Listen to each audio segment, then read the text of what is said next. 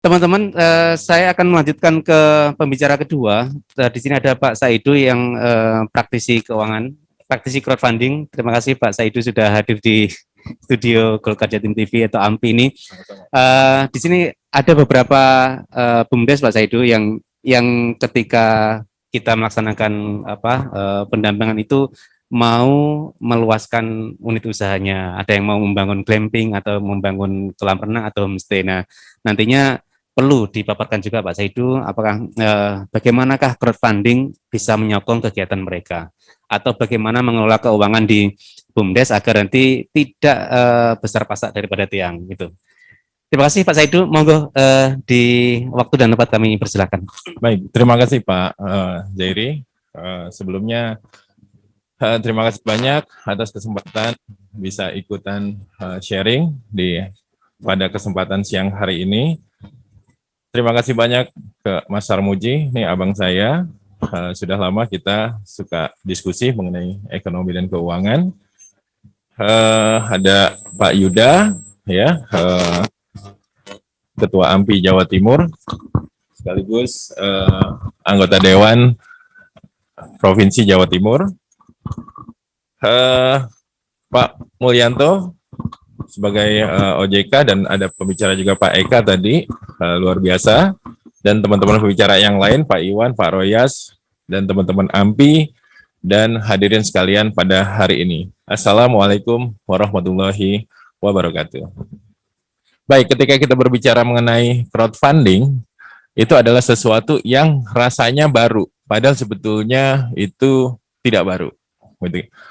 Kalau kita berbicara mengenai crowdfunding, itu bahasa kita tuh urun dana, urun modal, patungan, arisan. Nah, itu sudah lama sebetulnya ada di Indonesia. Ya, kalau di Amerika sendiri atau di luar itu tahun 2003 itu ada ada musisi yang fansnya banyak. Nah, mereka ingin menciptakan karya, ya, rekaman, tapi nggak punya modal untuk membuat rekaman tersebut. Nah, sehingga mereka mengajak fansnya untuk patungan atau urun dana atau urun modal supaya karya mereka bisa dibentuk. Nah, mereka melalui suatu platform namanya Artist Share, gitu kan. Nah, sehingga fans-fansnya diberi diberi dahulu album-album mereka yang sudah diciptakan melalui proses urun dana tersebut atau urun modal tersebut ataupun patungan. Nah, di Indonesia sendiri sebetulnya itu sudah lama. Kita udah kenal arisan, kita udah kenal yang paling gampang tuh kalau mau bikin masjid di pinggir jalan tuh suka banyak yang koncereng-koncereng kan. Nah, itu adalah salah satu bentuk partisipasi sebagai urun dana di kita. Nah, namun tahun 2018 OJK melihat bahwa ini adalah suatu potensi yang kalau tidak diatur ini akan bisa merugikan masyarakat banyak, sehingga dikeluarkanlah aturan, ya. Tahun 2018 ada aturan equity crowdfunding, dan di akhir tahun 2020 di Desember itu disempurnakan dengan aturan POJK nomor 57 mengenai securities crowdfunding, seperti tadi disampaikan oleh Pak Mul ataupun Pak Eka dari OJK. Kalau ketika berbicara equity crowdfunding itu hanya dari satu sisi modal, sehingga dikembangkan melalui securities, bisa modal, bisa berhutang, ataupun bisa sukuk. Kira-kira seperti itu.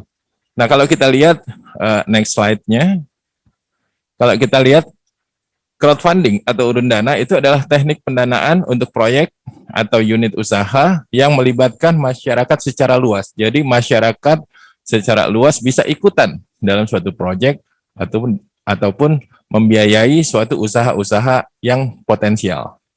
Nah, untuk jenis crowdfunding atau urun dana atau patungan itu sendiri sebetulnya ada beberapa. Ada yang sifatnya donasi, ya, berbasis donasi. Ya, kalau di Indonesia yang donasi itu seperti kitabisa.com, ya, itu basisnya donasi, tapi urun dana itu. Ada yang berbasis reward, ya, artinya misalnya ada ide untuk mengembangkan suatu project, misalnya games, ya, mereka membutuhkan suatu modal, akhirnya rame-rame di modal, dan nanti si pemodalnya itu akan diberikan hadiah dalam bentuk gamesnya ataupun kemudahan-kemudahan dari games tersebut. Gitu. Itu reward. Ada juga dalam bentuk debt atau hutang. Nah ini biasanya sebetulnya mirip dengan hutang bank, tapi ini tidak ke bank, tapi ke masyarakat melalui suatu platform. Agak berbeda juga dengan jenis hutang melalui pasar modal atau obligasi. Di sini lebih mudah. Nanti kita akan masuk lebih dalam ya. Ada juga dalam bentuk UKM atau BUMDes bisa menjual sebagian kecil saham mereka untuk mendapatkan permodalan dalam bentuk equity. Jadi yang dijual adalah kepemilikan saham. Tidak mayoritas, mayoritasnya seperti diatur oleh aturan OJK tetap ada di pendiri daripada usaha UKM ataupun BUMDes tersebut. Itu kira-kira. Ini ada beberapa contohnya. Kebetulan kita ambil dari sumber dari luar negeri ya. Ini contoh-contoh yang reward based, donation based, debt based, ataupun yang berbasis saham. Next. Nah, sebetulnya ketika kita berbicara apa sih sebetulnya securities crowdfunding? Tadi Pak Eka dari OJK sudah menjelaskan securities crowdfunding. Ini saya ambil dari OJK juga. Arti harfiahnya adalah merupakan pengumpulan dana dengan skema patungan yang dilakukan oleh pemilik usaha untuk memulai atau mengembangkan bisnisnya. Nantinya investor atau pemodal bisa membeli dan mendapatkan bukti kepemilikan perusahaan berupa saham, obligasi, ataupun sukuk dari usaha tersebut. Jadi UKM ataupun BUMDes yang punya potensi pasti bisa untuk mendapatkan dana dari securities crowdfunding dalam bentuk saham, penyertaan saham dari masyarakat, obligasi, ataupun sukuk. Nah, tentunya dengan SCF, investor dan UMKM yang membutuhkan dana dapat dengan mudah dipertemukan. Kenapa? Karena melalui platform online.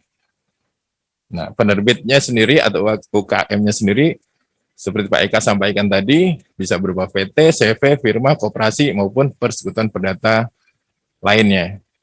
Jadi mirip sekali ya dengan seperti kita patungan, urunan gitu ya.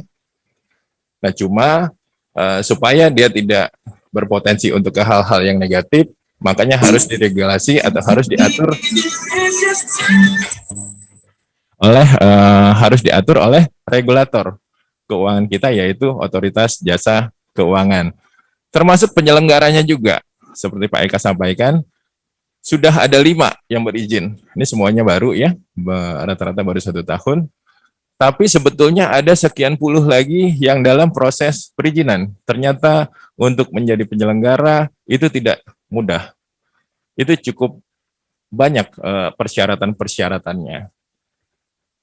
Jadi yang ngantri untuk mendapatkan izin dari OJK itu masih ada sekian puluh lagi. Mudah-mudahan dengan mereka segera bisa memenuhi apa yang diminta oleh OJK dan diberikan izin, tentunya akan berkontribusi besar terhadap ngebantu teman-teman pembiayaan ataupun permodalan teman-teman dari UKM maupun dari BUMDes.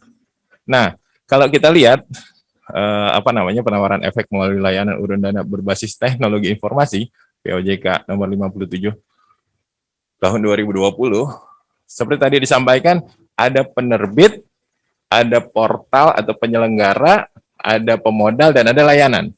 Ya, layanan tuh biasanya melekat di penyelenggara. Ini teman-teman sebetulnya gampang cara melihatnya, seperti kita sudah sangat paham dengan marketplace ya. Seperti Tokopedia misalnya. Nah, Tokopedia itu kalau dalam hal ini disebut sebagai penyelenggara layanannya. Nah, Tokopedia ini tentunya ada penjual atau yang membutuhkan dana dengan menjual produk. Nah, itu dalam crowdfunding ini disebut penerbit, biasanya UKM ataupun BUMDes yang sudah berbentuk badan hukum karena mereka yang membutuhkan dana. Nah, ada juga di Tokopedia itu ada pembeli, artinya yang membutuhkan barang tentunya ditukar dengan dana mereka. Kalau di sini kita sebut sebagai pemodal atau investor. Nah, sehingga antara UKM ataupun BUMDes sebagai penerbit dengan investor itu dipertemukan oleh portal atau penyelenggara layanan yang saat ini sudah ada 5, namun masih ada sekian puluh lagi yang akan masuk ke, untuk mendapatkan izin dari OJK. Nah, ini semuanya harus berizin OJK. Sepanjang dia tidak mendapat izin OJK, itu hati-hati karena dia berpotensi untuk hal-hal yang negatif yang selalu kita sebut dengan potensi sebagai penyelenggara investasi bodong. Nah, itu mesti hati-hati. Sehingga jangan pernah lupa untuk selalu cek, terutama dari sisi pemodal atau investor, cek ke situs OJK apakah mereka sudah dapat izin atau tidak. Nah, selain pengguna dan penyelenggara, ada juga lembaga dan profesi penunjang. Seperti yang sudah dijelaskan juga tadi, di sini ada notaris dan ada custodian. Simpelnya, apa sih sebetulnya yang diperdagangkan di portal tersebut atau di penyelenggara daripada layanan crowdfunding itu, gitu kan? Itu mereka penerbit bisa mencari modal melalui efek yang bersifat hutang seperti obligasi ataupun sukuk, ataupun efek yang bersifat saham, bisa saham konvensional maupun saham syariah. Nah, karena ada POJK khusus mengenai crowdfunding, ini dibedakan dengan perusahaan-perusahaan yang go public atau yang melantai di Bursa Efek Indonesia. Kenapa? Karena persyaratannya sangat rigid, sangat ketat, sangat berat, ya, sehingga dipermudah melalui sistem securities crowdfunding ini.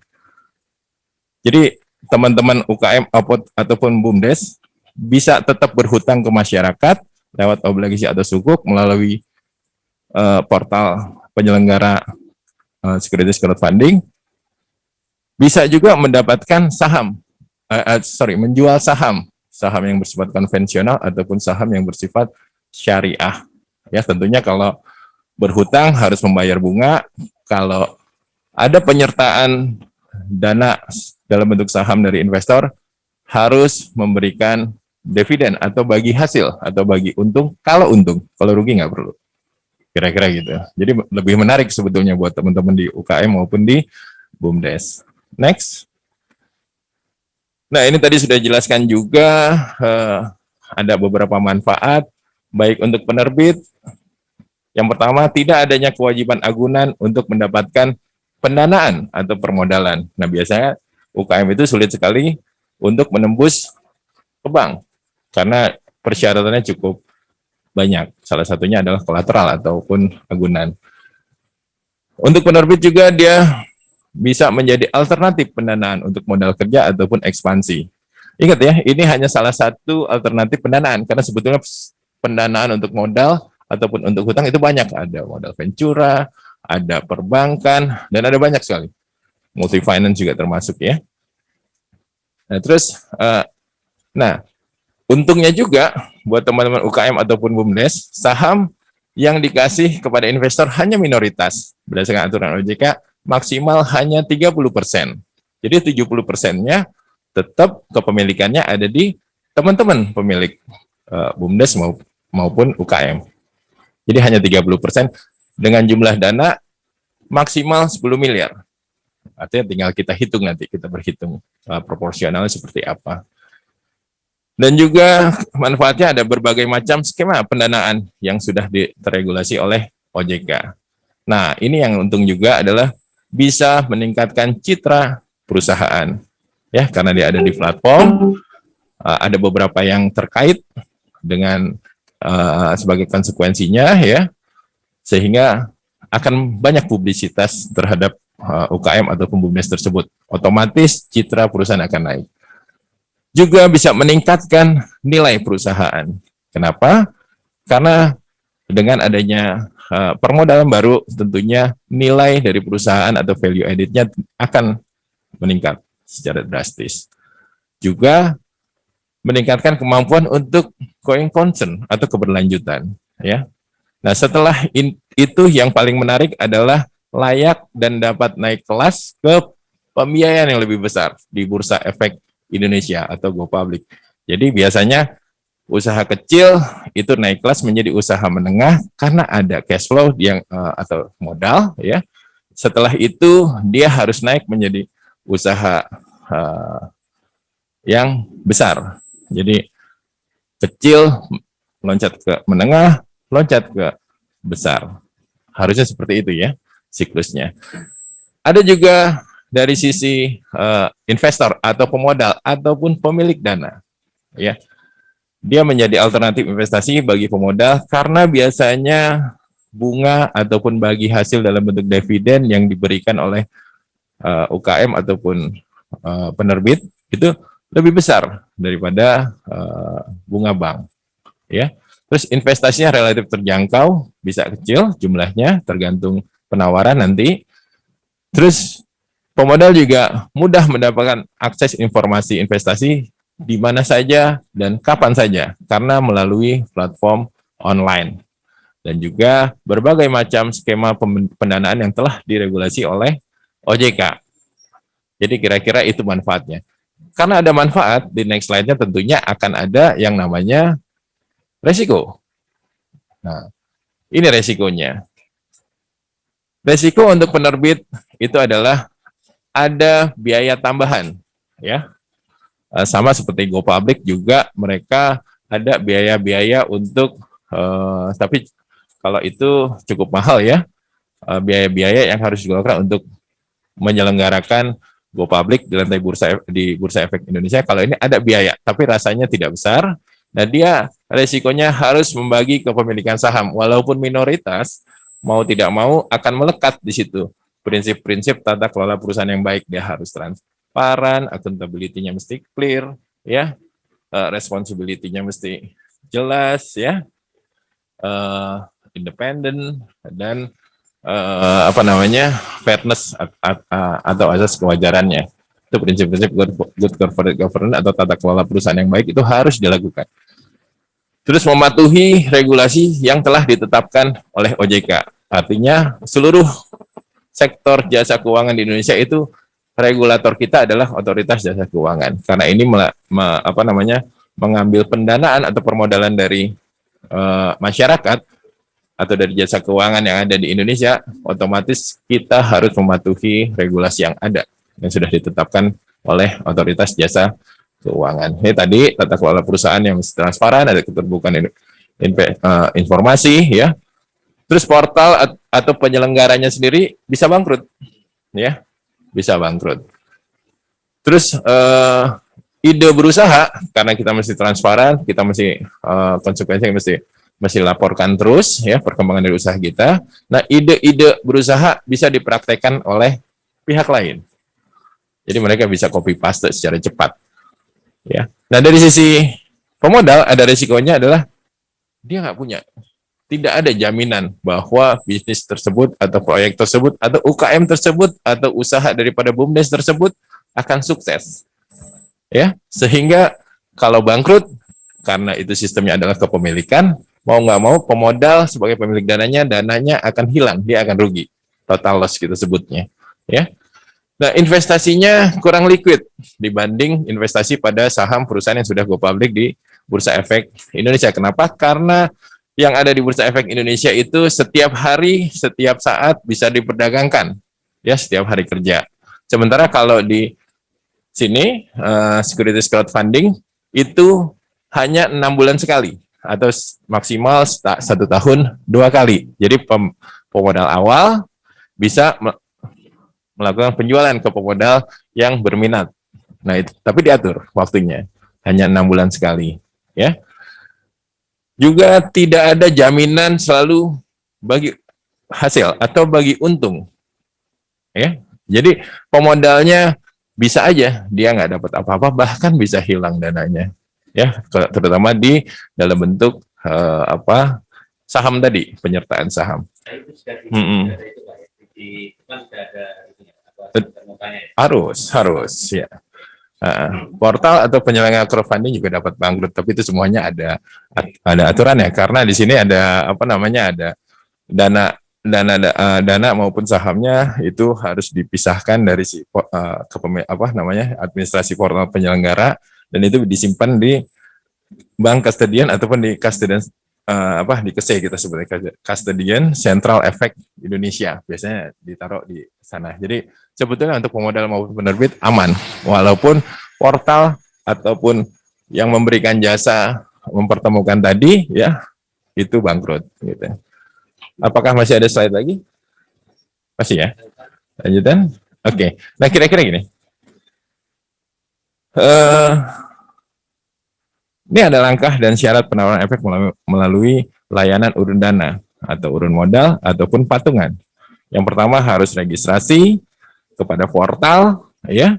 Setelah itu portal akan melakukan beberapa hal dari sisi kewajaran. Kalau kita biasanya kita akan bina kalau di kita akan bina UKM atau BUMDes tersebut untuk membuat suatu prospektus bahwa usaha ini berprospek. Nah, di prospektus itu banyak sekali yang harus diungkapkan, termasuk dari SWOT analisisnya, termasuk dari rencana bisnis ke depannya, rencana penggunaan dananya, ya, legalitasnya, ya, bahkan sampai ke resikonya.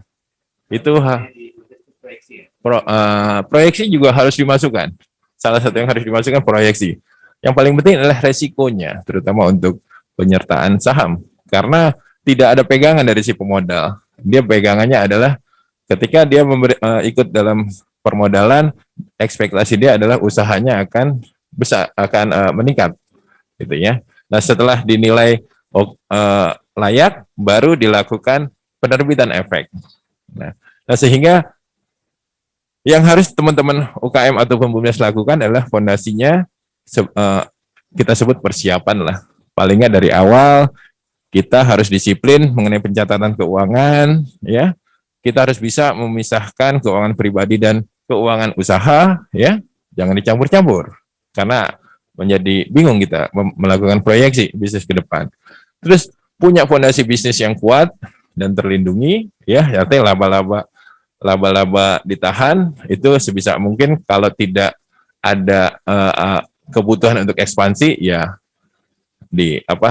disimpan dulu untuk investasi ke depannya. Dan juga kalau bisa gunakan asuransi untuk aset-aset perusahaan, ya, walaupun kecil, untuk melindungi jika terjadi sesuatu yang di luar rencana kita.